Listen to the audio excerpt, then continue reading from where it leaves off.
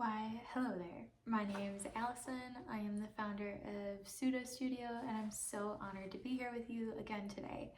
So today I wanted to take a little bit of a detour from where we've been heading on this channel and talk about my roots and something that actually I'm incredibly passionate about and I don't think is talked about enough. So even if you have no connection to the field of architecture, I would really appreciate if you stuck around and lend your perspective to the questions I ask at the very end. I do think that this is not an isolated phenomena specific to the field of architecture, but of course, because my background is in that, I have a certain stake and bias in that field. But I really do believe, like I said, this isn't an isolated thing. I think it's becoming, unfortunately, more and more common. So I want to talk about my experience with architectural pedagogy or architectural education. And for those of you that don't know, architecture is split up into kind of three groups at a very large scale. Had to readjust. Although there's many other facets too, but for this conversation, there's architecture, the practice, so that's the studios and firms that you see doing the actual designing of buildings. There's architecture, the theory, kind of philosophy side, which is what we're going to be tapping into a little bit today, as well as the third, which is architectural education, architectural pedagogy, the institution of architecture. So we're going to be kind of covering those two aspects today because that's what I can personally speak to and what I'm very passionate about. I love architects. I love architecture.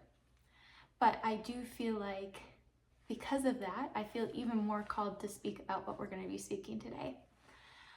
So let's rewind a little bit. I feel like a good entry point into this conversation is my own experience and the lens through which that I am viewing this particular topic. So I am a big believer that what is true at one scale is true at all scales. And this is something that I originally came across in the book Emergent Strategy by Adrienne Maree Brown, who speaks about this very thing. So I have attended a couple different institutions. I've had the honor of doing that in my life, universities. And at one such university, I had a really difficult time.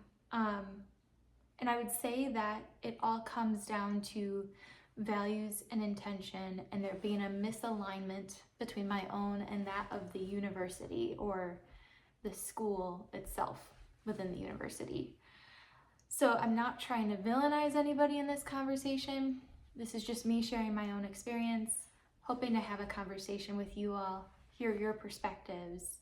Really, it's just opening the door for greater connection and intimacy within the field, within really anybody. Like I think that I hear evidence of this happening in all fields. So I'd be curious to see if this resonates with you as well. No matter who you are, what you do, I'd be curious. So I'm gonna walk you through this, what is true at one scale is true at all scales. At the very micro scale of my experience at this institution, we had, I've told the story in previous videos as well, we had metal backless stools in the studio.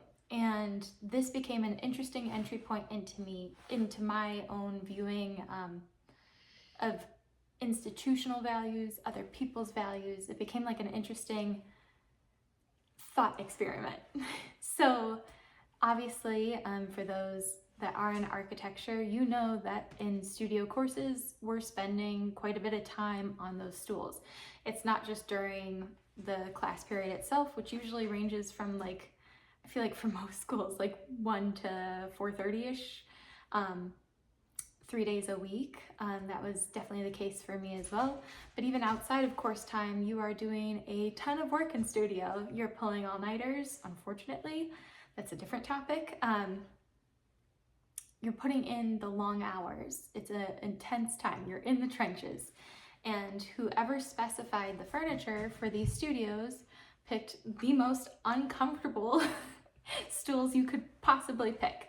Just streamlined metal, basic backless stools.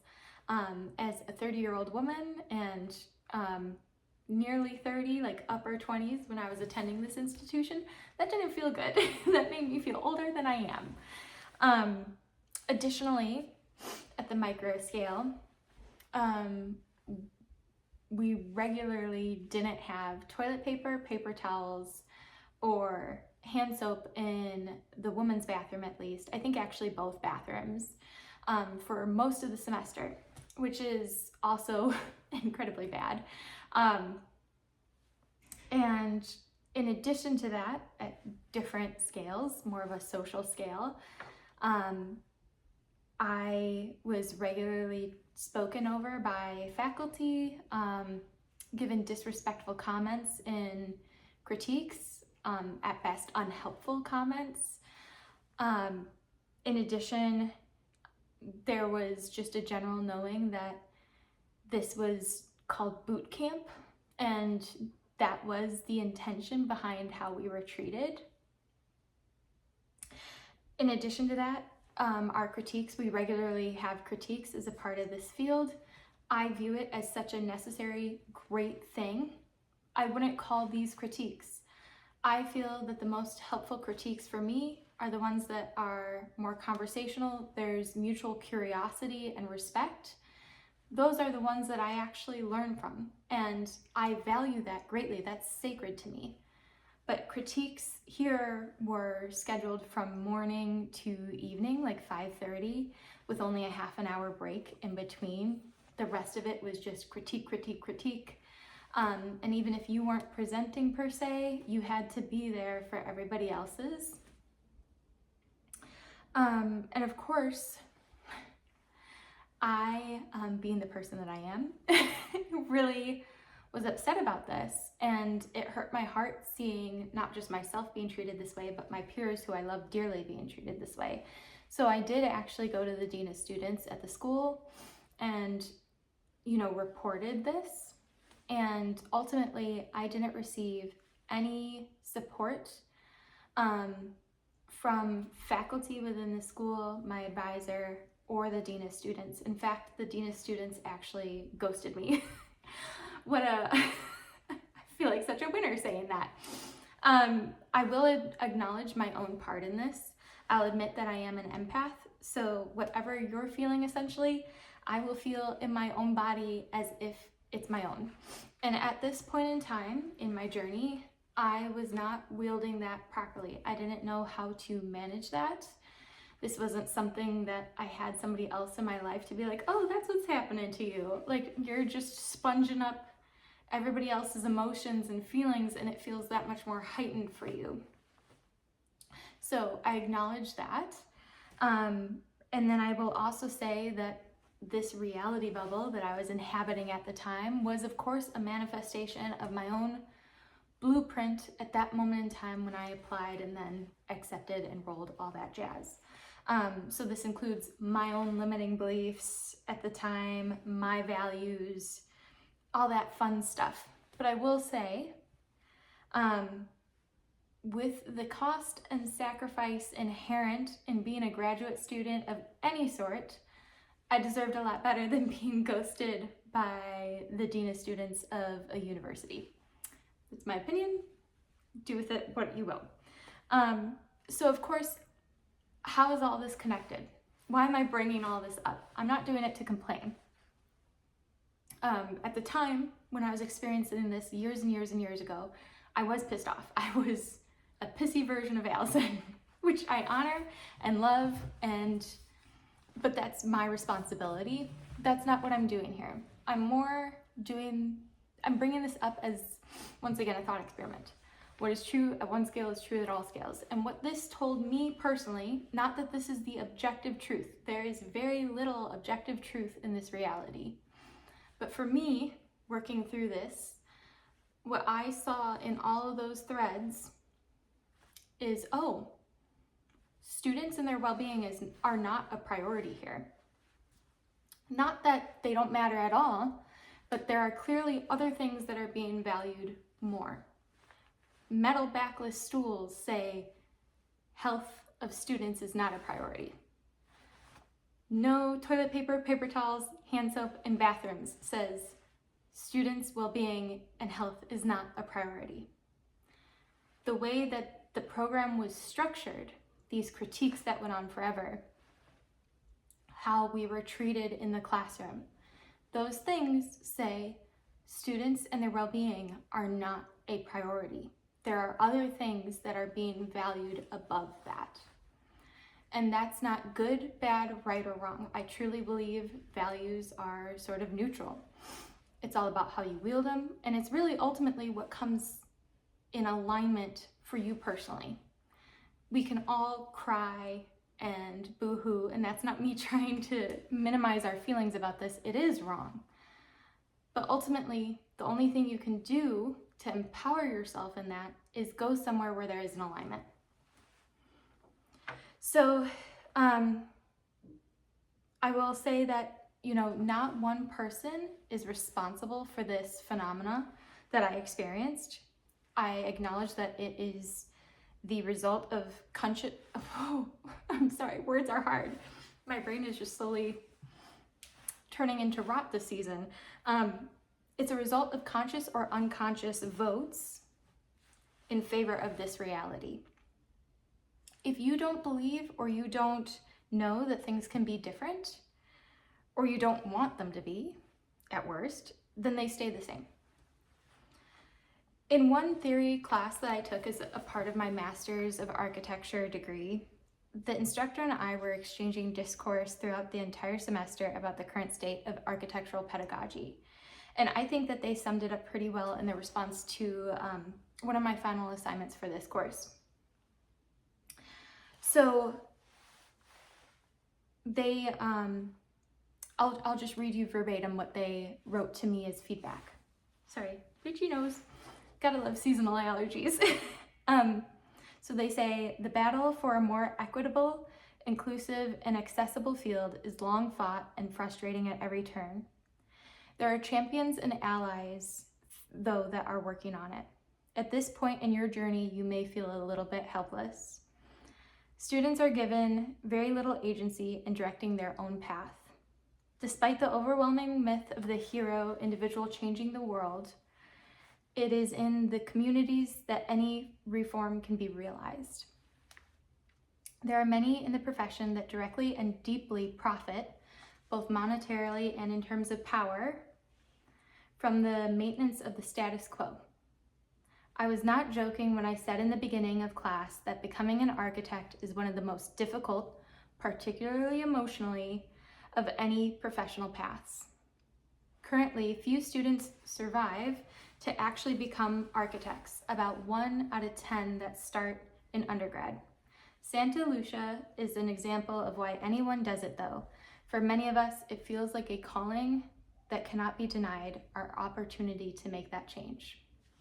So this is some really profound feedback, and even at the point in time when I received this, that instructor probably doesn't know this, but that made the world of difference in my life. I was admittedly really struggling. I did not expect to show up to a school, pay that much money in tuition and like the sacrifice to be there and to receive that as treatment in return. I didn't really have a great handle that this was just the culture for a vast majority of architectural educational institutions. This is a very common problem. And admittedly, at the time, I remember even crying to my mentor and good friend, who I'm so grateful to have had and still have in my life. I am so grateful for that support. And I was saying, like, am I too soft for this? So that kind of frames where I was at this point in time. So Andrea Santalucia, who I just mentioned, referenced in this instructor's feedback, is an architect and the author of Disciplined in the House of Tomorrow, which I will link below. Definitely worth a read. In the paper that received this feedback that I wrote, it was a response to this particular piece from Santa Lucia. I wrote, as the field of architecture evolves, it is imperative that we foster camaraderie in those institutions that have been bestowed with the incredible responsibility of educating the next generation of architects, world builders, and reality makers. Why then are we adhering to these archaic institutional and instructional methods, abusive discipline, and disciplinary coercion?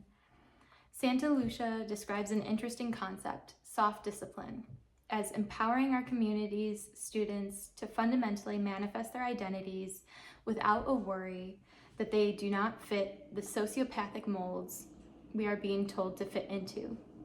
The idea of a more compassionate approach to architectural education is not a new one, especially with almost a decade's worth of surveys illustrating the alarming state of students' well-being. With so much time to take action, why have no positive, tangible results been achieved? Adrienne Maree Brown writes in her book Emergent Strategy, we are socialized to see what is wrong. We are socialized to see what is wrong, missing, off, to tear down the ideas of others and uplift our own.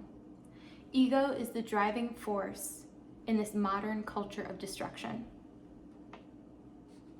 Is clinging to this fear that our deified standards are being diluted really worth the very clear detrimental repercussions?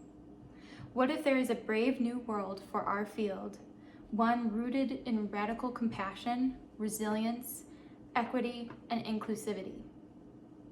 And I'm going to add this right now, outside of what younger, perhaps a little smidge more naive Allison, very pissy Allison wrote in this paper, and say, what will it take for all of us to start choosing connection over our egos? And I say that as much for you who are watching this, and those people in your life who, you know, there's parallels between what I'm describing here and myself, like everybody. What does it take for us to choose connection over our egos? So I've also had another theory professor throughout my master's degree give me the feedback that mental habits abound in this profession. Perhaps breaking those should be our goal. I do think relying the way we do on our minds is a part of this problem. As much as I clearly love the mind, I am a super cerebral person. I love a thought rabbit hole. They have a very limited capacity, and they're full of illusions. What does a field built on something more than just the mind look like? So I will acknowledge that for there to be learning, there does need to be discomfort. This is something that I believe Adrienne Maree Brown has mentioned in her writings, as well as Bell Hooks. But I think even Brene Brown. Like, this is a shared perspective, and I agree with that. But I do believe that there's a line between productive discomfort and abuse, gaslighting, multi-generational trauma, all of which is perpetuated by architectural pedagogy. Thank you, Button, for the punctuation on that. She has little bells, and when she gets angry at me, she'll ring them. So we're gonna let that be. We honor that she's a little mad at Mama right now. I will make sure to give her thorough treats and snuggles after this. So, multi-generational trauma. I see the parallels between this in the familial sense and architecture, especially in education, and even in stories of some firms that I've heard, quite clearly. So, in my opinion, if it walks like a duck, quacks like a duck, it must be a duck. Multi-generational abuse in the family setting is definitely possible also at this more institutional level. And I say that as somebody who has experienced it in both contexts. So I would argue that many in the field have very firmly crossed this line between productive conflict, productive discomfort, and stepping into abuse, trauma of some sort.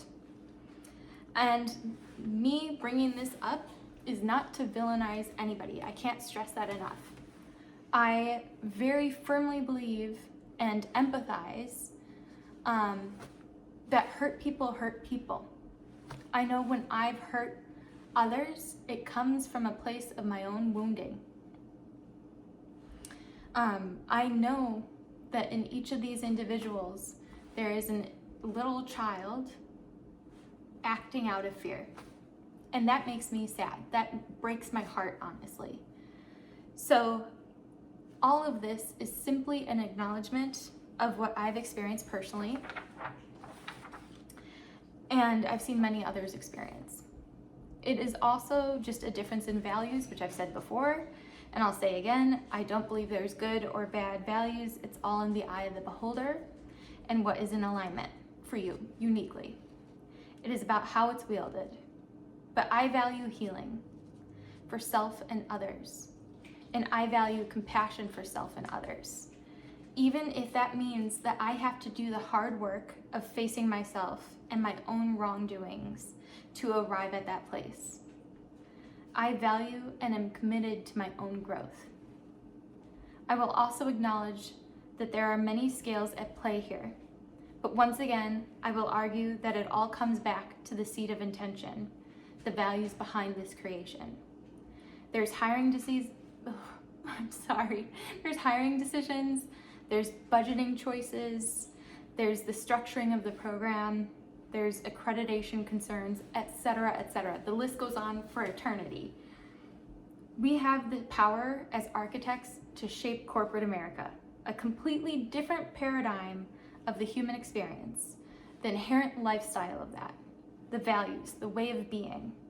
Think of the Union Carbide building that was designed so that employees drove directly into the structure, allowing them to never step foot outside or even come into contact with the exterior of the building. This is giving severance. If we have that kind of power as architects, you best believe that we have the power to change this, architectural education. And that's just one thing. There's many other things where this can be applied if it's worked consciously with. But bringing up this next generation of architects, the ones who are going to make reality around us, world builders, it's so imperative that we do this right. It just takes consciously voting in favor of something else as a community. As the feedback from my professor points out as well with the community bit, it takes choosing to wield that immense power and responsibility differently. Nothing is inherently good or bad, including power. It all comes down to how you wield it. So I have some questions for you now, because of course this is all just me rambling. So I'd love to hear your feedback, regardless of whether you're an architect, have any connection to the field. I'm just curious. I think actually architects only talking to other architects is a big part of the problem. We live in this very elitist, impenetrable bubble. We have an immense amount of knowledge and power that isn't really accessed very often by lay people. And I'm a little bit hell-bent on changing that. So for anybody watching this, I am truly so curious and would love to hear you in the comments below, witness you, and just start a conversation, honestly. And of course, like, feel into this for yourself. How does this apply to your life? How does this apply to the field you work in if you happen to do that kind of work? Or even just your life in general. Once again, what is true at one scale is true at all scales, and this isn't isolated to architecture. So the first, and I'll make sure once again to list all these in the description below if you have ADHD like me and would rather read them. So first of all, if hurt people hurt people, How do we create opportunities and spaces of healing, of restorative justice, of transformation for both the subject and the object of the hurt? What does a conscious vote in a different direction look like to you? We're being faced with increasingly scalar, complex issues. So how can we apply our design skills and training, or just downright creativity, forget design skills and training, your creativity, to these not so tangible problems? What does radical love and compassion in the context of what we've discussed today look like to you? How do you fit into the kaleidoscope that is whatever reality bubble you inhabit? And what conscious action or inaction can you take to affect the change that you want to see? So with that, I'm going to sign off. But before I do that, I have started all of this, my business, this channel, because, oh, this is going to make me cry. I want to be for others what I didn't have in these difficult parts of my journey. So if you happen to be a student, or in some way you are currently experiencing something similar to what I've discussed in this video, I see you and I hold you, and your experience, the emotions that you're experiencing, they're all so valid. You are not too soft for this. That's your power. And don't ever let anybody take that away from you or make you believe that it's a weakness or it makes you not worthy. You're so worthy. So if I can be that big sister to you, that cheerleader to you, then that alone makes this video worth it. So yeah, I'm giving you hugs from the other side. Trust your intuition, trust your own perspective, your gifts, and know that you'll be okay. You'll make it through this. I've got you. There's so much support. If you don't currently have support the way that I had, I would definitely encourage you to reach out. I'd be happy to witness you and cheer you on. Or even, once again, a big part of this conversation has been the power of community. Find your community. If you are an architecture student, that's the context of this. Reach out to your peers. You're not the only one with this experience, I can assure you. But for anybody else who's watching and just wants to participate in this discussion, you are so welcome here too, regardless of your background, who you are, what you do. I'd love to hear your thoughts. This is very fun for me. It is my passion. I love talking about this stuff. And I think really it's conversations like this that are the catalyst of massive change. So it's been so good to be here with you today. I can't wait to hear what you have to say in the comments, and I'll see you in the next one. Hope you have an amazing week.